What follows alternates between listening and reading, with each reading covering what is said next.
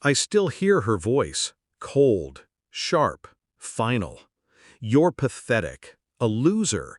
He's everything you'll never be." She didn't whisper it. She spat it, standing in my kitchen, suitcase already packed. My fiancée, the woman I thought I'd build a life with. She left me for my brother, her engagement ring still on her finger as she walked out the door. That same week, the will was read. My brother inherited a $1.2 million mansion in Miami. Me, a rotting cabin in Alaska. My parents' final insult wrapped in splintered wood and snow. Loser. Pathetic. The words dug deep, but I didn't break. I just froze. And when I thawed, I knew what I had to do. I wasn't always like this. There was a time I believed in family, in love. When I first introduced her to my brother, she laughed at his jokes, but her hand stayed in mine. I thought loyalty was something unshakable. I mistook charm for harmlessness. I mistook ambition for love. But shadows always show themselves if you stare long enough. She stayed later at work. He started texting more than he called. I noticed her silence when I entered a room, his sudden excuses to leave. And then, the final proof. A photo. Them together. Intimate. Careless. My fiancée on his arm, my brother's hand on her waist. My chest caved, but my face didn't flinch. That night, I congratulated them in my head. They thought they'd won. They had no idea what I was about to find.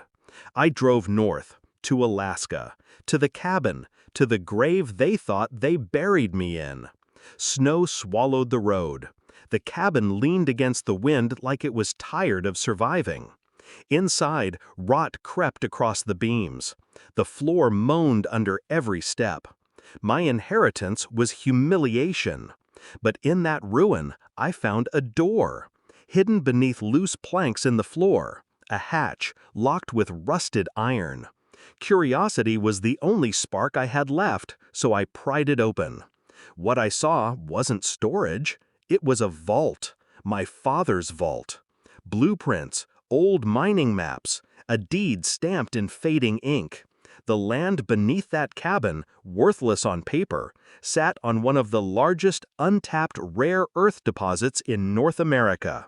Lithium, cobalt, and something else my father had quietly secured.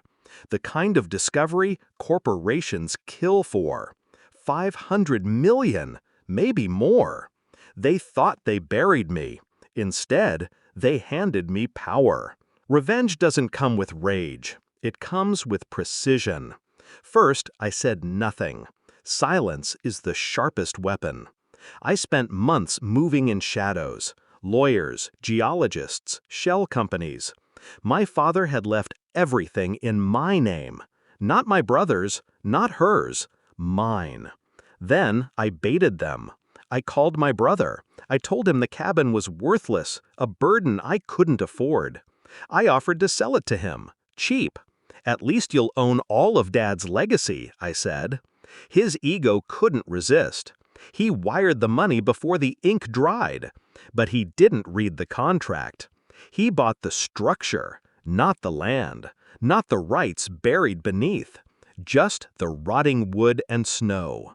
And when the corporations came knocking, contracts worth $500 million on the table, he was still unpacking boxes in his Miami mansion, thinking he'd outplayed me. The day of the reveal, I visited him.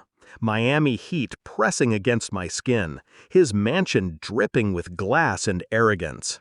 She was there, draped in silk, her smile hollow when she saw me. "Look who decided to crawl out of his cave," my brother sneered. I let him talk, let him throw his cheap jabs. Then I placed the papers on his marble counter, proof of the land deal. Proof that I owned everything beneath that cabin. Proof that I was no longer the loser in the room. His face drained, her smile cracked. Silence filled the mansion like a storm rolling in. "You thought you buried me," I said, calm, steady. But while you were busy stealing what wasn't yours, I found something worth more than both of you combined." She tried to speak. I didn't let her. "You left me for comfort, for status, for a bigger house. Congratulations! You got walls and windows. I got an empire." My brother's hand shook as he realized the truth. He'd chained himself to a decaying mansion while I was about to become untouchable. I didn't yell. I didn't gloat. I just watched the two of them drown in their own silence. The look on their faces was worth every sleepless night. When I left, I didn't slam the door. I didn't need to. My revenge wasn't noise. It was power.